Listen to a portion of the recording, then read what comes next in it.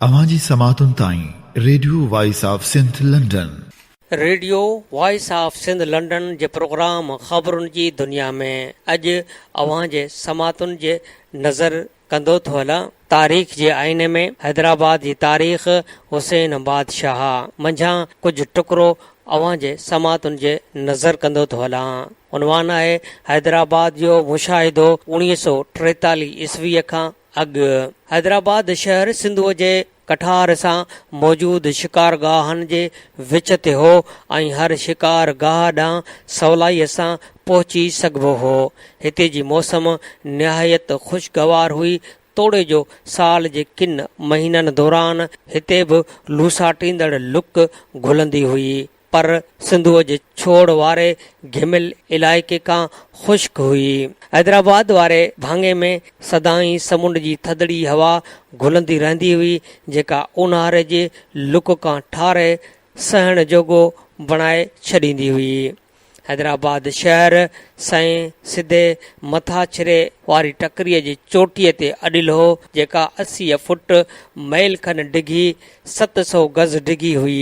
शहर में किलो हिन पोठे जे हिकु छेड़े ते अॾिल हो ऐं ॿिए छेड़े ते हुकुमरान घराणे जे केतिरनि फर्दनि जा मक़बरा अॾिल हुआ।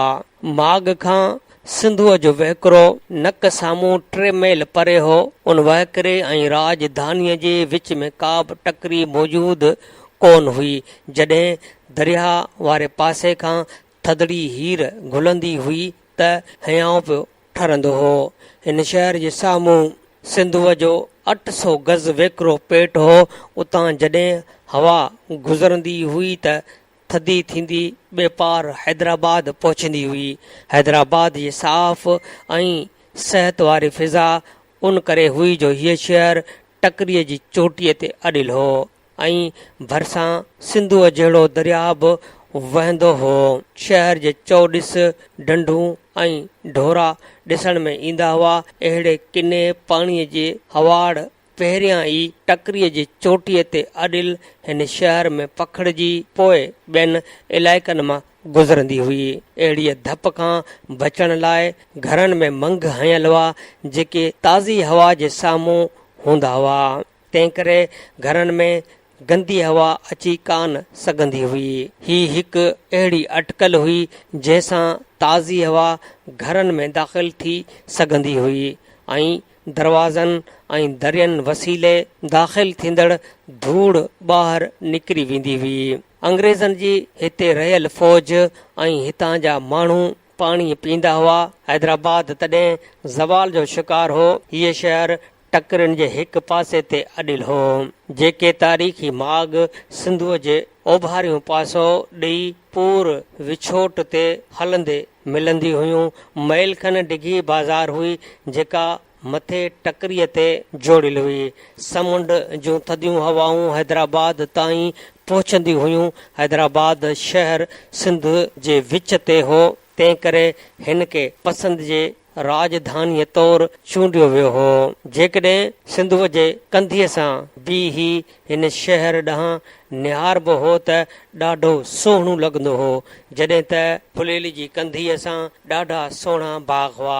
हैदराबाद भरिसां नंढियुनि टकरियुनि जो हिकु सिलसिलो हो, जेको सिंधुअ जे ओलह किनारे सां अॻिते हलंदो राजधानीअ खां 20 मील हेठि दरिया सां अची मिलंदो हो। टकरियुनि जो अहिड़ो सिलसिलो ओभर किनारे सां बि ॾिसण में ईंदो हो, जेको हलंदो अची उन टकरीअ वटि ख़तमु थींदो हो, जंहिं ते हैदराबाद जो शहर अॾिल हो। हैदराबाद जी आदमशुमारी 35,000 खां वधीक कान हुई। वॾनि शहरनि में हिंदू मुस्लमाननि जो चोथों हिसो हुआ। बाक़ी ॿियनि नंढनि शहरनि में हिंदुनि जो अंग अञा बि थोरो हो। 1809 ईस्वीअ में फुलेलीअ में तमामु घणो पाणी आयो हो, जंहिंजो वाधू पाणी ट्रेकल ॻोठ वटां वरी वञी सिंधुअ सां गॾिबो हो ऐं हैदराबाद जे ॿिन्ही पासनि खां वही खेसि ॿेट बनाए छॾियो हुआईं। जॾहिं सिंधुअ जो पाणी घणो चाड़ कंदो हो त राजधानीअ खे ॿेट बणाए छॾींदो हो ऐं उन हूंदे बि नंढियूं सिंधी ॿेड़ियूं हली कोन सघंदियूं हुयूं। फुलेली ऐं पिनियारी फाट एॾा वॾा कोन हुआ, तंहिं करे बंदि ॿधी संदुनि पाणी घणो करे पोखी राहीअ जे कतब आणिबो हो। पिनियारी फाट खे मग़रबी नाले हिकु माग वटां बंदि ॿधियो वियो हो। ही थाक सिंधु ऐं समुंड खां हिकु जेतिरे मुफ़ासिले ते 49 मैल परे हो। फुलेली ते सुंदरी ढंढ खां उतर ऐं ॿुॾीवेल सुंदरी किले खां 5 मैल परे बंदि ॿधल नज़र ईंदो हो। मग़रबी बंदि माण्हुनि जो ॿधल हो ऐं फुलेली वारो बंदि साल 1819 ईस्वीअ में धरतीअ जे धोड़ जे करे ढही पियो हो, जंहिंखे ओलह बंदि करे सॾियो वेंदो हो। किलो ऐं मक़बरा टालपुर ऐं संदुन मिट माइट किले में रहंदा हुआ, तंहिं करे संदुन अटाले में उर्द वारनि माण्हुनि सां बाज़ारूं भरियल ॾिसण ईंदियूं हुयूं। एशियाई जंगियुनि जे एशियाई तरीक़े कार मुताबिक़ हैदराबाद जो किलो ॼण त फतह करण जोॻो कोन हो, पर इहो जेतिरो ज़ाहिर में मज़बूत हो एतिरो हक़ीक़त में कमज़ोर हो। सरकारी अमलो बि अलॻि रहंदो हो। मीर किले खे फतह जेको कोन समझंदा हुआ। किले जे वेकिरे भितियुनि ते तोबूं रखियल ॾिसण में ईंदियूं हुयूं। किलो दरिया जे मुख्य वहकिरे खां अटकल 3 मैल परे हो। शहर जी अॾावत सादी सूदी हुई, समझबो हो ॼण त के ग़रीबनि जा घर हुआ ऐं ओलह पासे टालपुर घराणे जे किन सरदारनि जा ख़ूबसूरत मक़बरा ॾिसण में ईंदा हुआ। मक़बरनि जे अंदरीअ पासे संग मरमर सां पत्थर ते उकरियल ॾाढो नफ़ीस कमु थियल हो। किले वारीअ टकरीअ जे हिकिड़े छेड़े ते मियां ग़ुलाम शाह कल्होड़े ऐं मीर करम अलीअ जा मक़बरा हुआ।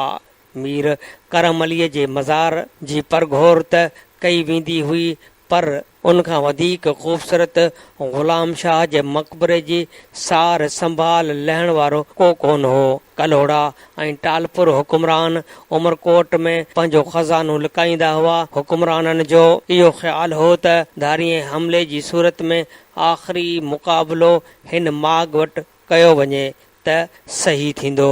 जेके तारीख़ी माग सिंधुअ खां हैदराबाद खां मथां हाला सेवण बि मशहूर शहर हुआ। हैदराबाद खां मथां ख़ुदा आबाद जा थरड़ हुआ। हीअ बि हिकु क़दीम माग हो।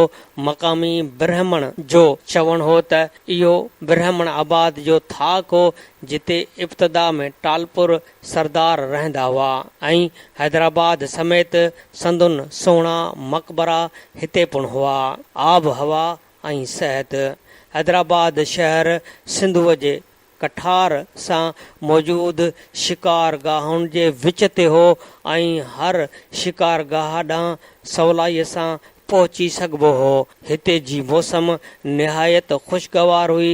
तोड़े जो साल जे किन महीननि दौरान हिते बि लूसाटींदड़ लुक घुलंदी हुई, पर सिंधुअ जे छोड़ वारे घिमियल इलाइक़े खां ख़ुश्क हुई। हैदराबाद वारे भाङे में सदाई समुंड जी थधड़ी हवा घुलंदी रहंदी हुई। Radio voice of Sindh London जे प्रोग्राम ख़बरुनि जी दुनिया में तारीख़ जे आईने में किताब हैदराबाद जी तारीख़ हुसैन बादशाह मां खयल टुकड़ो, जंहिंजो उनवान हुयो हैदराबाद जो मुशाहिदो 1843 ईस्वीअ खां अॻु। अवां जे समातुनि जे नज़र कयोसीं। प्रोग्राम ख़बरुनि जी दुनिया रोज़ानो सुबुह जो 7:30 वॻे, मंझंदि जो 12:30 ते ऐं शाम जो 7 वॻे नशर कयो वेंदो आहे। ॿुधण न विसारींदा। प्रोग्राम जे हवाले सां पंहिंजा कमेंट्स ऐं राया असांजी हिन ईमेल ते ॾींदा। ईमेल आहे info@radiovoiceofsindh.com। तव्हांजे रायनि ऐं कमेंट्स जो इंतज़ारु रहंदो। हाणे फादिल चना खे ॾींदा इजाज़त। अल्लाह निगहबान।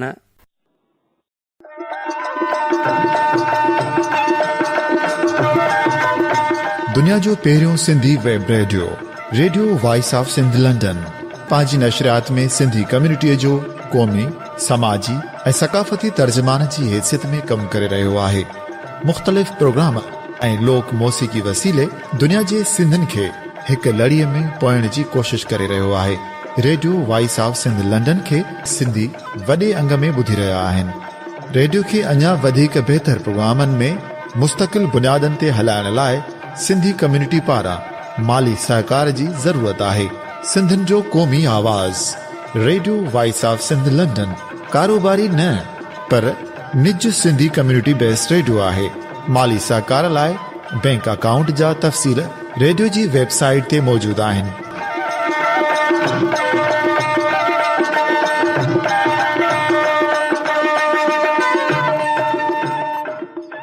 अवां जी समातुनि ताईं radio voice of Sindh London